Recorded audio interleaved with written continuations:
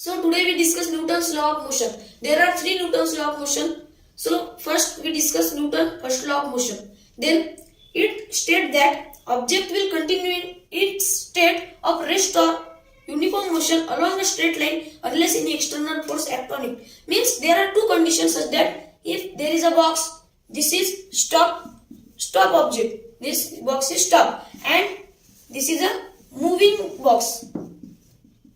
This is a moving. If we bring external force on the stop object to move it, then it could be moving. And if we bring any external force to stop this moving object, then it could be stop. Because second point tells that we change its state by applying external force on it. We change any object state by applying any external force on it. We bring external force on stop object to move it, and we bring external object to stop moving object. It's called as Newton's first law of motion, and it also called as law of inertia and law of Galileo. So second is Newton's second law of motion.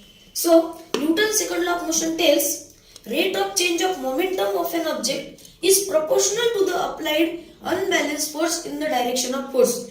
Means force is directly proportional to the change in momentum upon time. Then momentum means mass into velocity. Then mass into velocity is in the form of change. Then velocity is also in the form of change. Then force is directly proportional to the change in momentum, means change in mass into velocity. Then velocity is written in form of final minus initial velocity upon time. Then force is directly proportional to the change in momentum upon time. Then here V final velocity upon initial velocity upon time is equals to the acceleration. It's called as acceleration. Then mass is still there. This is a mass. Then mass into acceleration, because acceleration means final upon initial velocity upon time, and mass is still there. Then force is directly proportional to mass into acceleration. Then the formula is force is equals to mass into acceleration. So then there is a Newton's third law of motion.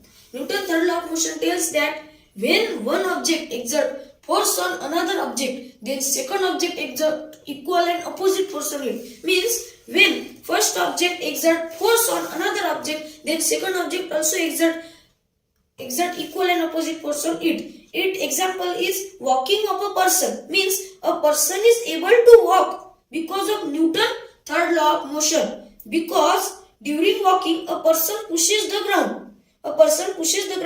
To backward direction, and in the reaction, when we push to the ground, then ground also exert force on us. Then force exerted by first to second body is called action. When we push ground at the time of walking is called as action, and when ground pushes us, then is called as reaction. And it's our daily life definition of third law of motion is such that to every action there is an equal and opposite reaction. To every action there is equal and opposite reaction.